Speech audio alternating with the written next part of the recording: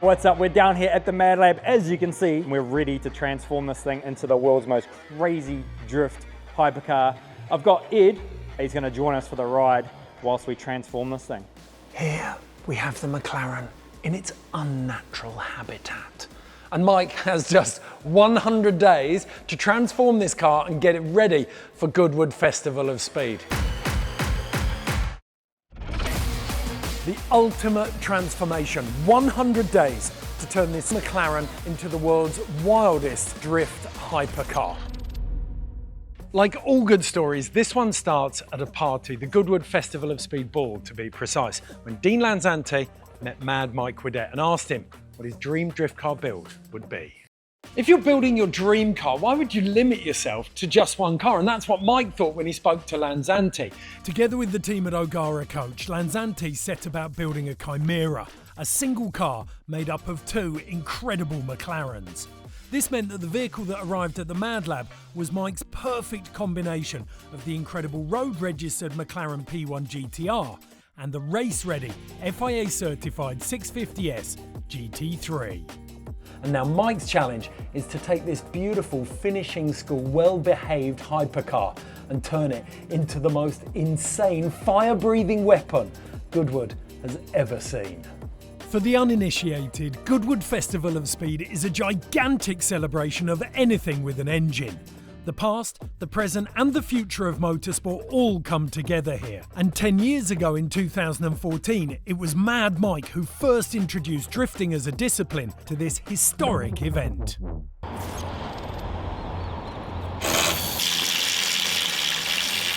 Man, there's a lot of bolts holding this under tray on. We're trying to turn this thing into as much of a skeleton as we can so we know what we got ourselves in for.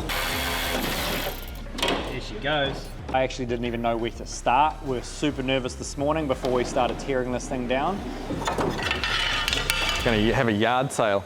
And we've been unable to do any research to be able to figure out what we can do because we don't know what parts are what. Yeah, another $10,000. But right now, once we get this thing apart, then we'll know what we've got ourselves in for.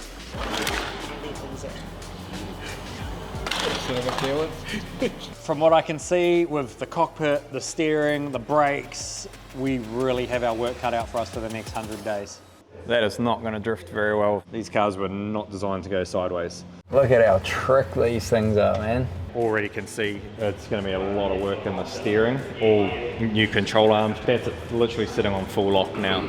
A speed bump already. The steering lock is set up for racing. That means the steering wheel only turns 270 degrees, less than one full rotation. Mike needs to get that steering wheel up to 900 degrees or 2.5 full rotations. That means he can get the precise control he needs during a drift. There's a lot of bloody carbon. Crazy to think that this thing is just a P1 and a GT3 and now we're going to cut it up even more. To control a drift car as it slides sideways at very high speeds, the front wheels need to be facing in the direction of travel, or forwards. That means almost 90 degrees of steering lock. Right now, because it's set up for circuit racing, the McLaren only has 35 degrees of steering lock. What we're thinking of is running a steering kit like we run in the RX-7. It might be the first McLaren with an RX-7 front steering kit. That's real Kiwi. If this stock option doesn't work, Mike will have to fabricate a custom steering kit, which would be extremely challenging in the 100-day time frame. In short, this has to work. What did we have? 720? Yeah. Plus another 90. Man, my maths is terrible. I paid no attention at school. Well, that's more. Oh, look at that. This straight away gets rid of that center lock nut. We're able to run 5-stud. The Woolwood brake kit that I run in all our other cars is going to bolt straight onto this knuckle, and then plus then I'll be 5-stud, so it makes it a much more simple task when it comes to Rotifor making some wheels. Alright, we're already hitting on all that brake ducting and the upper control arm.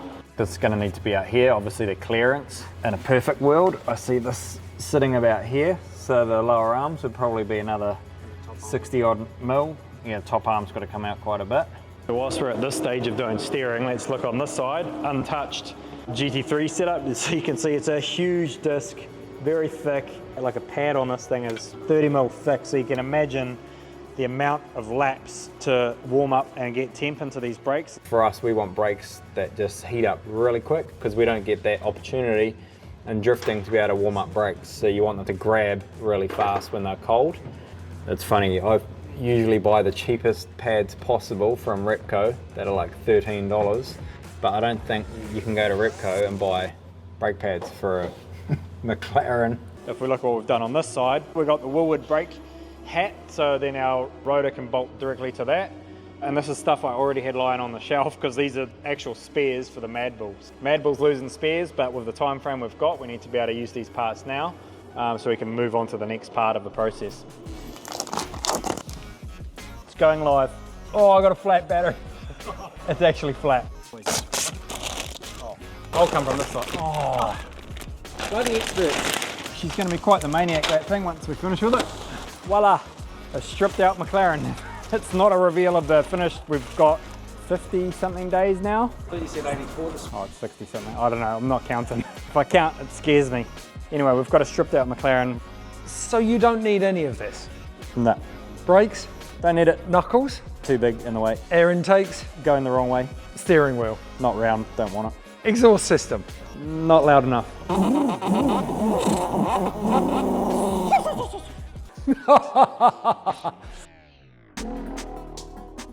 We've been doing a lot of research with the 3.8 litre V8 that comes factory in this car.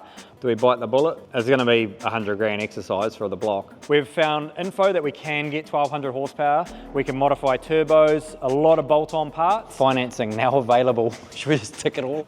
Got camber shims. Yeah, run out, thanks. It's just this little plate that goes in there. So you can change camber, and then the same in here. You got them for your toe. That's like 4,000 New Zealand dollars. You don't want So relaxed. Yeah, where did these come from? Hey, don't go touching stuff you can't afford, mate. We want to do something that's unique. We want to bring something that's really entertaining, and we want to do something that is a massive challenge for ourselves. Yeah, it says in stock. Nothing's in stock. Bro, I've been awake all bloody night, freaking calling people. Yeah, Trying to reach is not available. ordering, but it's nothing in New Zealand for bloody freaking McLarens. And then when you call people, they think you're just talking shit. They're like, not possible. It's possible, you watch. It's just the time frame. So you have the dream list, and then you have the time frame on what's actually possible.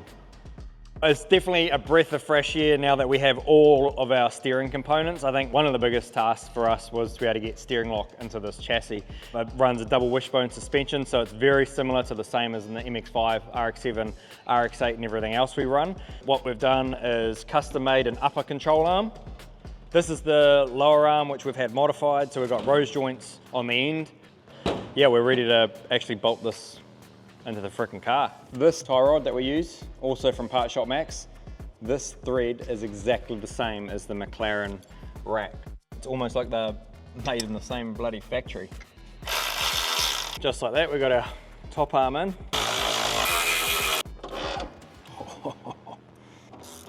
That's it, she's bolted up. Look at that. That is very frickin' rewarding. That was about what we had to 5 times as much. Let's get a wheel on that. Oh my God, that is so good. Right, so that's a lot more steering lock, and look how sick that is. When we're full lock, I always love those photos when you can see inside the drift car and see the beauty and the workmanship, the technology that goes into these drift cars, because a lot of people think drifting is just a bunch of bloody Silvias and RX-7s with bumpers hanging off and zip ties. The beauty of drift cars is the underside. I know that this is just the steering, but being a drift car, this is a huge part of the project, now complete. We've got this set up to exactly where I want it, so I'm really stoked. Frickin' job done. Man. Hello. Just looking at the costs on all these parts for the V8 and then the turbos. What's stopping us actually just putting a rotor into this thing? Go have a little measure up. Sorry, I had to hear that. Let's get the measurement. 700. Oh, 590. In what universe does anyone consider removing a perfectly good 3.8 litre twin-turbo V8 McLaren engine and replacing it with a rotary? Mike is one of the few athletes globally who has adopted the rotary engine for the majority of his builds because it allows him to go sideways very fast while making a lot of noise and spitting fire. In short, the rotary engine is part of Mike's DNA. What do you reckon, mate? I've just come back to the Mad Lab. Alec has measured up a few of the other rotary engines and a couple of the other projects we've got out there. And the crazy thing is a rotary potentially could actually fit into this project. Instead of using a classic piston that goes up and down, a rotary engine uses a roller triangle, or a triangle with curved sides, as the piston.